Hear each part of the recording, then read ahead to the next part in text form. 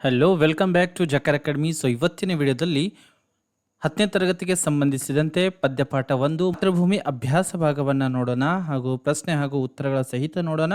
ಅದೇ ತರನಾಗಿ ಹೆಚ್ಚುವರಿ ಪ್ರಶ್ನೆಗಳನ್ನು ಕೂಡ ನಾವು ನೋಡೋಣ. ಕವಿತಾ ಕಾ ಆಶಯ ತಾವುಗಳು ಇಲ್ಲಿ ಓದ್ಕೊಂತ ಹೋಗ್ಬೋದು. ನಾನು ಡೈರೆಕ್ಟ್ ಆಗಿ ಪ್ರಶ್ನೆ ಉತ್ತರಕ್ಕೆ ಅಭ್ಯಾಸ ಭಾಗಕ್ಕೆ ಬಂದ್ಬಿಟ್ಟಿರ್ತೀನಿ. एक एक वाक्य में उत्तर लिखिए. पहला प्रश्न है, ಮೊದಲನೇ ಪ್ರಶ್ನೆ, ಕವಿ ಕಿಸೆ ಪ್ರಣಾಮ್ ಕರ್ ರಹೆ ಹೇ ಎನ್ನುವಂಥ ಮೊದಲನೇ ಪ್ರಶ್ನೆ ಆಗಿದೆ. ಅದಕ್ಕೆ ಸರಿಯಾಗಿರುವಂಥ ಉತ್ತರ ಕವಿ ಮಾತೃಭೂಮಿ ಕೋ ಪ್ರಣಾಮ್ ಕರ್ ರಹೆ ಹೇ ಅಥವಾ ಮಾತೃಭೂಮಿ ಬದಲಾಗಿ ತಾವುಗಳು ಭಾರತ್ ಮಾತಾ ಅಂತ ಬರೆದರೂ ಕೂಡ ನಡೆಯುತ್ತೆ. ಮಾತೃಭೂಮಿ ಬದಲಾಗಿ ಭಾರತ್ ಮಾತಾ ಕೋ ಪ್ರಣಾಮ್ ಕರ್ ರಹೆ ಹೇ, ಭಾರತ್ ಮಾತಾ ಕೋ ಪ್ರಣಾಮ್ ಕರ್ ರಹೆ, ಇದು ಕೂಡ ಸರಿಯಾಗಿರುವಂತಹ ಉತ್ತರ.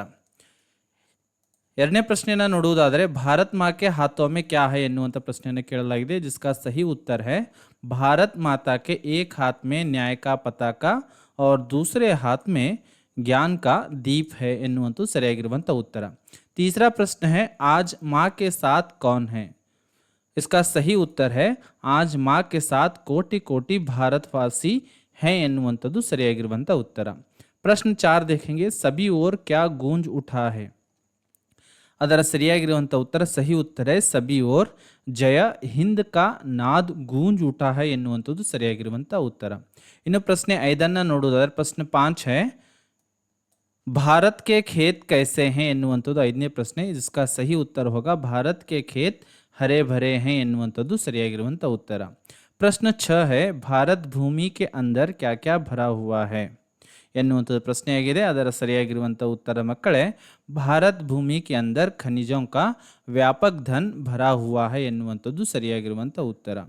ಇನ್ನು ಪ್ರಶ್ನೆ 7 ನೋಡುವುದಾದರೆ ಸುಖ ಸಂಪತ್ತಿ ಧನಧಾಮ್ ಕೋ ಮಾ ಕೈಸೆ ಬಾಂಟ್ ರಹಿ ಹೈ ಎನ್ನುವಂಥ ಪ್ರಶ್ನೆಯನ್ನು ಕೇಳಲಾಗಿದೆ. ಜಿಸ್ಕಾ ಸಹಿ ಉತ್ತರ ಹೋಗಾ ಉತ್ತರ ಸುಖ ಸಂಪತ್ತಿ ಧನಧಾಮ್ ಕೋ ಮಾ मुक्त हस्त से बांट रही है अथवा मुक्त हाथ से बांट रही है ಎನ್ನುವಂಥದ್ದನ್ನು ಕೂಡ ಸರಿಯಾಗಿರುವಂಥ ಉತ್ತರ. प्रश्न 8 को अगर हम देखेंगे, जग के रूप बदलने के लिए कवि किससे निवेदन करते हैं. इसका सही उत्तर होगा जग के रूप बदलने के लिए कवि भारत माँ से निवेदन करते हैं ಎನ್ನುವಂಥದ್ದು ಸರಿಯಾಗಿರುವಂಥ ಉತ್ತರ. प्रश्न 9 है जय हिंद का नाद कहाँ कहाँ पर गूंजना चाहिए ಎನ್ನುವಂಥದ್ದು. जिसका उत्तर होगा जय हिंद का नाद सकल नगर और ग्राम में गूंजना चाहिए ಎನ್ನುವಂಥದ್ದು. ಇನ್ನು ಮುಂದುವರೆದು ಮುಖ್ಯ ಪ್ರಶ್ನೆ 2 ಮುಖ್ಯ ಪ್ರಶ್ನೆ 2 है 2-3 वाक्यों में उत्तर लिखिए. 2-3 ವಾಕ್ಯದಲ್ಲಿ ಉತ್ತರವನ್ನು ಬರೀರಿ ಎನ್ನುವಂಥದ್ದು. ಪ್ರಶ್ನೆ 1 है भारत माँ के प्रकृति सौंदर्य का वर्णन कीजिए ಎನ್ನುವಂಥದ್ದು ಅಥವಾ ಇದನ್ನೇ ಮಾತೃಭೂಮಿ ಕಾ ಪ್ರಕೃತಿ ಸೌಂದರ್ಯ ಕಾ ವರ್ಣನ್ ಕೀಜಿಯೆ ಎನ್ನುವಂಥದ್ದನ್ನು ಕೂಡ ನಿಮ್ಮ ವಾರ್ಷಿಕ ಪರೀಕ್ಷೆಯಲ್ಲಿ ಕೂಡ ಕೇಳಬಹುದು. ಸೊ ಇದರ ಸರಿಯಾಗಿರುವಂಥ ಉತ್ತರ ಕವಿ ಭಗವತಿ ಚರಣ್ ವರ್ಮಾ जी भारत माँ के प्रकृति सौंदर्य का वर्णन करते हुए कहते हैं कि भारत के खेत हरे भरे और सुंदर हैं, फल फूलों से भरा हुआ वन और उपवन है, भारत के भूमि के अंदर खनिजों का व्यापक धन है, मुक्त हस्त से भारत माँ सभी को सुख संपत्ति धनधाम बांट रही है ಎನ್ನುವಂಥದ್ದು ಇಂದ 4 ವಾಕ್ಯದಲ್ಲಿ ಬರೆದರೆ ನಿಮಗೆ ಅಂಕಗಳು ಲಭಿಸ್ತವೆ. ಇನ್ನು ಎರಡನೇ ಪ್ರಶ್ನೆಯನ್ನು ನೋಡುವುದಾದರೆ ಪ್ರಶ್ನೆ 2 है मातृभूमि का स्वरूप कैसे सुशोभित है ಅಥವಾ ಇದೇ ಪ್ರಶ್ನೆಯನ್ನು ಮಾತೃಭೂಮಿ ಕಾ ಸ್ವರೂಪ್ ಕೈಸೆ ವರ್ಣಿತ್ है ಎನ್ನುವಂಥದ್ದನ್ನು ಕೂಡ ಕೇಳಬಹುದು. ಸೊ ಇದರ ಸರಿಯಾಗಿರುವಂಥ ಉತ್ತರ ಸಹಿ ಉತ್ತರ है कवि भारत माता के स्वरूप के बारे में कहते हैं कि भारत माता के एक हाथ में न्याय का पताका है और दूसरे हाथ में ज्ञान का दीप है. इन दोनों के सहायता से जग का रूप बदल दे माँ, कोटि कोटि भारतवासी आज तेरे साथ हैं, भारत के सकल नगर और ग्राम में जय हिंद का नाद गूंजना चाहिए ಎನ್ನುವಂಥದ್ದು ಮಾತೃಭೂಮಿ ಕಾ ಸ್ವರೂಪ್ ಬಗ್ಗೆ ಬರಿಬೇಕು. ಇನ್ನು ಈ 3ನೇ ಪ್ರಶ್ನೆ ಎಕ್ಸ್ಟ್ರಾ ಪ್ರಶ್ನೆಯನ್ನು ಕೊಡಲಾಗಿದೆ. ನಿಮ್ಮ ವಾರ್ಷಿಕ ಪರೀಕ್ಷೆಗೆ ಹಲವಾರು ಸಲ ಇದನ್ನು ಕೂಡ ಕೇಳಲಾಗಿದೆ. ಸೊ ಅದಕ್ಕಾಗಿ ಒಂದು ಎಕ್ಸ್ಟ್ರಾ ಕ್ವಶನ್ ಕೂಡ ಇದೆ, 2 ಎಕ್ಸ್ಟ್ರಾ ಕ್ವಶನ್ಗಳು ಇದ್ದಾವೆ. ಸೊ ಅದನ್ನು ಕೂಡ ನೀವು ನಿಮ್ಮ ಫೇಸ್ಬುಕ್ಕಲ್ಲಿ ಬರೀರಿ ಹಾಗೂ ಇದನ್ನು ಕೂಡ ಪ್ರಾಕ್ಟೀಸ್ ಮಾಡಿ. ಇದೇ ಥರನಾಗಿರ್ತಕ್ಕಂಥ ಪ್ರಶ್ನೆಗಳನ್ನು ಕೂಡ ಕೇಳಬಹುದು. 3ನೇ ಪ್ರಶ್ನೆ ನೋಡುವುದಾದರೆ ಕವಿ ಭಾರತ್ ಮಾ ಸೆ ಕ್ಯಾ ಪ್ರಾರ್ಥನಾ ಕರ್ ರಹೆ ಹೇ ಎನ್ನುವಂಥದ್ದು. ಸೊ ಇದರ ಸರಿಯಾಗಿರುವಂಥ ಉತ್ತರ ಕವಿ ಭಾರತ್ ಮಾ ಸೆ ಜಗ್ ಕಾ ರೂಪ್ ಬದಲ್ನೆ ಕಿ कोटि कोटि भारतवासी साथ मिलजुल कर रहने की और जय हिंद का नाद सकल नगर और ग्राम में गूंजने की ಪ್ರಾರ್ಥನಾ ಕರ್ ರಹೆ ಹೇ ಎನ್ನುವಂಥದ್ದು ಉತ್ತರ ಬರೆದರೆ ಮಕ್ಕಳೇ ನಿಮಗೆ ಅಂಕಗಳು ಲಭಿಸ್ತವೆ. प्रश्न 4 है कवि भारत माता को अमरों की जननी क्यों कहा है ಅಥವಾ क्यों कहते हैं ಎನ್ನುವಂಥದ್ದನ್ನು ಕೂಡ ಪ್ರಶ್ನೆ ಆಗಬಹುದು. ಇದರ ಸರಿಯಾಗಿರುವಂಥ ಉತ್ತರ भारत भूमि में गांधी बुद्ध राम जैसे अनेक महान व्यक्ति सोए हुए हैं. इस कारण से कवि भारत माता को अमरों की जननी कहते हैं ಎನ್ನುವಂಥದ್ದು ಉತ್ತರವನ್ನು ತಾವುಗಳು ಬರೀಬೇಕು. ಇನ್ನು ಮುಖ್ಯ ಪ್ರಶ್ನೆ 3 ಆಗಬೇಕಿತ್ತು. ಮುಖ್ಯ ಪ್ರಶ್ನೆ 3 ಅನುರೂಪತವನ್ನು ನೋಡುವುದಾದರೆ ವಸಿಯತ್ ನಾಟಕ್, ಚಿತ್ರಲೇಖ ಯಹ ಕ್ಯಾ ಹೈ ಉಪನ್ಯಾಸ. ಸೊ ಇಲ್ಲಿ ಮೊದಲೆರಡು ಪದಗಳಿಗೆ ಸಂಬಂಧವನ್ನು ನೋಡ್ಕೋಬೇಕು. ವಸಿಯತ್ ಎನ್ನುವಂಥದ್ದು ನಾಟಕವಾದರೆ ಚಿತ್ರಲೇಖ ಏನಾಗ್ತದೆ, ಅದು ಒಂದು ಉಪನ್ಯಾಸ ಬರೆದರೆ ಸರಿಯಾಗಿರುವಂಥ ಉತ್ತರ. ಪ್ರಶ್ನೆ 2 ನೋಡುವುದಾದರೆ ಶತಶತ, ಇದು ಎದಕ್ಕೆ ಉದಾಹರಣೆಯಾಗಿದೆ, ದ್ವಿರುಕ್ತಿಗೆ ಉದಾಹರಣೆಯಾಗಿದೆ. ಅದೇ ಥರ ಹರೆ ಭರೆ, ಇದು ಎದಕ್ಕೆ ಉದಾಹರಣೆಯಾಗಿದೆ, ಯುಗ್ಮ ಶಬ್ದ ಅಥವಾ ಯುಗ್ಮ ಶಬ್ದ ಯುಗ್ಮ ಅಂತಲೂ ಕೂಡ ನಾವು ಬರಿಬೋದು, ಯುಗ್ಮ ಶಬ್ದ. ಪ್ರಶ್ನೆ 3 है ಬಾಯೇ ಹಾತ್ ಮೇ ನ್ಯಾಯ ಪತಾಕ. ಬಾಯೇ ಹಾತ್ ಮೇ ಕ್ಯಾ ಹೈ, ಬಾಯೇ ಹಾತದಲ್ಲಿ ಏನಿದೆ, ನ್ಯಾಯಕ ಪತಾಕ ಇದೆ. ದಾಹಿನೇ ಹಾತ್ ಮೇ ಕ್ಯಾ ಹೈ, ಜ್ಞಾನ ಕಾ ದೀಪ್ है, ಇದು ಸರಿಯಾಗಿರುವಂಥ ಉತ್ತರ.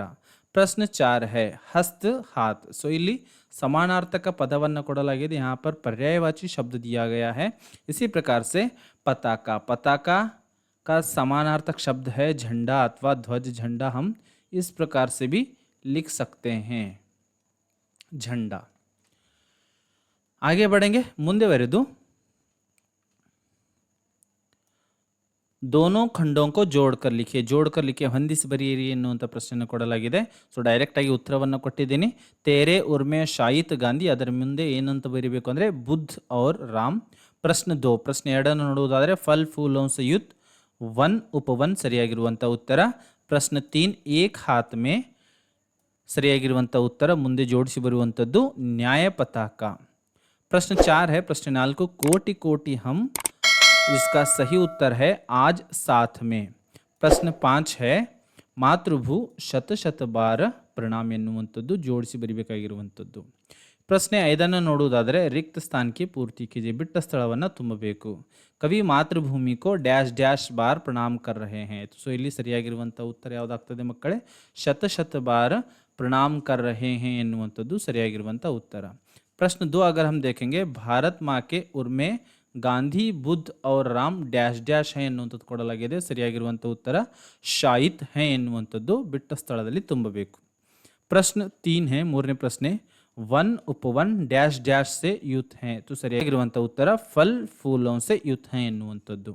ಇನ್ನು ಪ್ರಶ್ನೆ 4 ನೋಡುವುದಾದರೆ ಡ್ಯಾಶ್ ಡ್ಯಾಶ್ ಡ್ಯಾಶ್ ಹಸ್ತ ಸೆ ಮಾತೃಭೂ ಸುಖ ಸಂಪತ್ತಿ ಬಾಂಟ್ ರಹಿ ಹೈ. ಸರಿಯಾಗಿರುವಂಥ ಉತ್ತರ ಮುಕ್ತ ಹಸ್ತ ಸೆ ಬಾಂಟ್ ರಹಿ ಹೈ. ಪ್ರಶ್ನೆ 5 ನೋಡುವುದಾದರೆ ಸಭಿ ಓರ್ ಡ್ಯಾಶ್ ಡ್ಯಾಶ್ ಕಾ ನಾದ್ ಗೂಂಜ್ ಉಠಾ ಹೈ. ಸರಿಯಾಗಿರುವಂಥ ಉತ್ತರ ಜೈ ಹಿಂದ್ ಕಾ ನಾದ್ ಗೂಂಜ್ ಉಠಾ ಹೈ.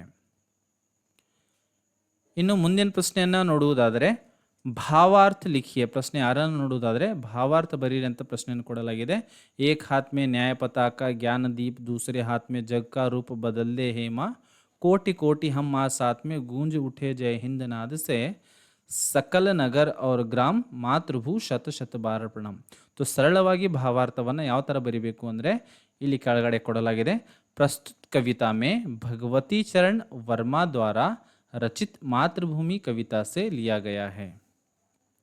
कवि भारत माता के स्वरूप के बारे में कहते हैं कि भारत माता के एक हाथ में न्याय का पताका है और दूसरे हाथ में ज्ञान का दीप है.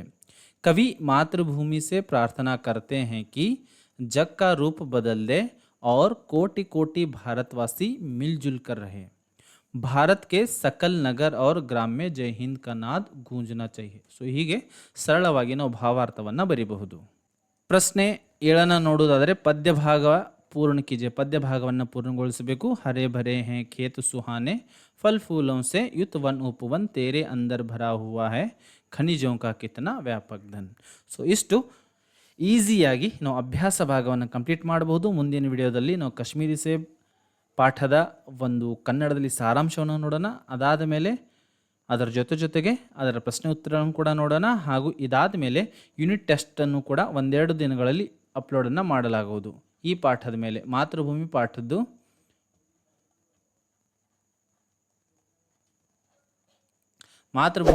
ಪಾಠದ್ದು ಯೂನಿಟ್ ಟೆಸ್ಟನ್ನು ಕೂಡ ಜಕೆಆರ್ ಅಕಾಡೆಮಿಯಲ್ಲಿ ಅಪ್ಲೋಡ್ ಮಾಡಲಾಗುವುದು. ತಪ್ಪದೆ ನೀವು ಜಕೆಆರ್ ಅಕಾಡೆಮಿನ ಸಬ್ಸ್ಕ್ರೈಬ್ ಮಾಡಿ ಇಂಥದ್ದೇ ವಿಡಿಯೋಗಳನ್ನು ನೋಡಲಿಕ್ಕೆ. ಮತ್ತೆ ನಾವು ಭೇಟಿಯಾಗೋಣ ಮುಂದಿನ ವಿಡಿಯೋದಲ್ಲಿ. ಜೈ ಹಿಂದ್.